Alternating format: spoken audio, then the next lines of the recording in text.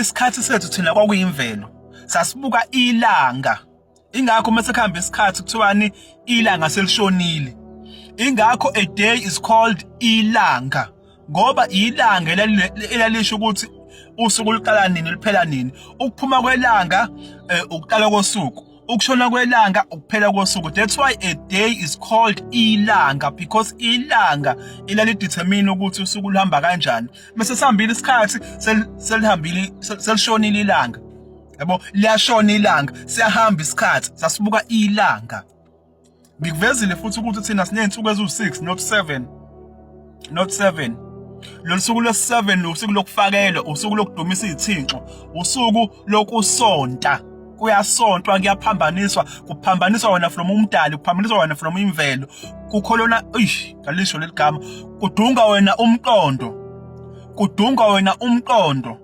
ukuthi nje uphambane nje kuphele lento yiyona usuku lokusonta right alukho usuku lokusonta kuthina usuku lokugcina umgqibelo usuku lokugqiba ngikuvezile nalokho ake singene kuyikhalenda ke njengamanje nekhalenda nalo siphambaniselwe sidukisiwe saqedwa kanjani na uJanuary ake siza ukuthi bathina belungu labathi named after Janus isithinxo leso uJanus isithinxo saseRome the god of beginnings bayibeka kahle kube ngathi into right into enhle ngoba phela yabo right siqhubekele phambili uFebruary nange lapha enzansi kuthiwa lapha February gets its name from February a festival of purification the festival of purification abakhuluma ngayo kwakuyi festival ababenza khona ama rituals and amanye ama rituals ababewenza babehlinza izimbuzi bese beyigcoba ngegazi bayigcobe ngegazi babebomvu that's why ngoFebruary kuthiwa gqoko red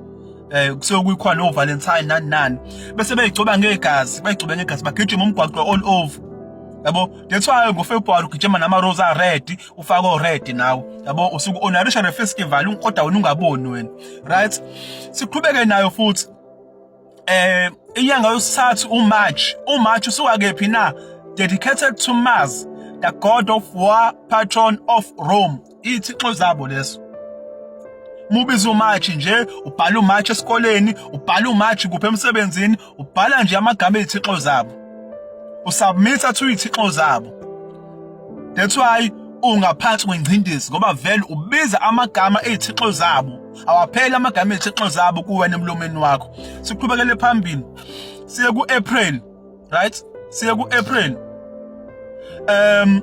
April comes from Aprilis named for Venus originally Aprilis igama lesithixo sabo Aprilis the goddess of love and beauty buka nje bayibeka kahle kanjani the goddess of love and beauty engathi into enhle kanti isithixo sabo esinemfihlo ezidaka ungeke futhi ukwazi ukukhuluma ngazo la ngoba ngeke idlala ivideo right siqhubekele phambili uMay named for Maya igama elithi May lisuka kuMaya the goddess of growth earth and spring labantu abakazi bahlangane nemvelo kodwa bakutshela growth earth and spring isithixo sabo naso lesi uMaya isithixo sabo siqhubekele phambili uJune comes from Juno dedicated to Juno the queen of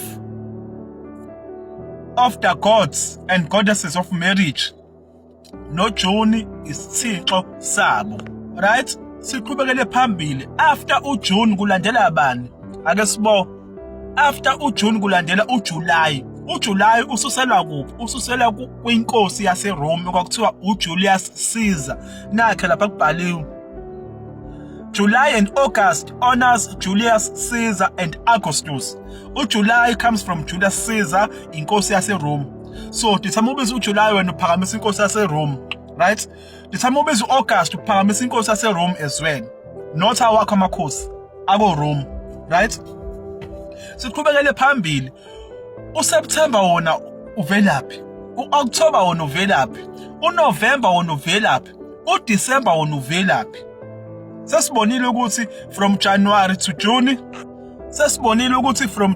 June ithixo July August amakhosi aseRome uSeptember October November uvelaphi ake singene kuyona now uJanuary to June iy'thixo zaseRome. Uthi January, February, March ufundisa ingane zakho, April, May, June ubiza iy'thixo zaseRome zonke uyaphakamisa.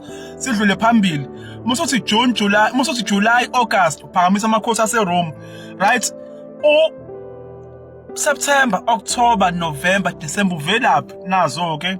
Nansi language lapha ebizwa ngokuthi Latin ihambisana nabaseRome lapha. Mubheka lapha unumber 7 iRoman figure nansa bese kuthi iLatin ngokwesiLatin ubizwa ngokuthi uSeptember. USeptember uvela lapho.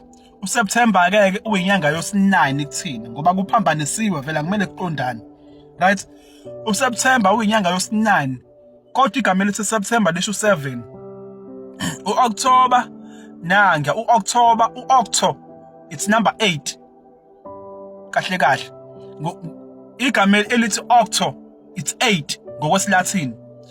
Then ke bathatha igama elithi October bazolifaka enyangeni yos10. Right? Siqhubekele phambili igama elithi November ileli elikhipha igama elithi November.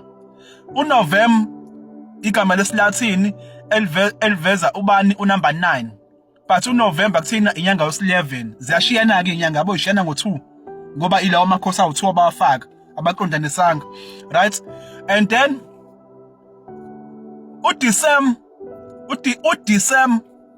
it's Latin word for u10. uDecember ke kuthina inyanga yos12. Phambanisiwe nje kwaphambaniswa kwaqedwa. Futhi okuwese ongakwazi okunye izinyanga zazu13 zazu13 izinyanga base bayibulala lo 13. That's why uthola ibonus ukubona uma kuphela unyaka ukuthi uthola ibonus bathi 13th check ngoba vele kusuke kuyi-check yenyanga yosithathu le abayibulala base bagcwalisa lapha. That's why ezinye izinyanga zino31 days ezinye zino30 days kahle kahle izinsuku zayiphela ku28 noma ku29. uFebruary yona nyanga esaqondile. Right? But izinyanga izinsuku zayiphela ngomhla ka28 or 29 base bayibulala inyanga yos13. That's why you get ibonus, that's why you get i13th check. Sizolandela no part 3 la khona sesiveza ke ikhalenda lethu la ngampela ukuthi lalihamba kanjani. Siyabonga kakhulu.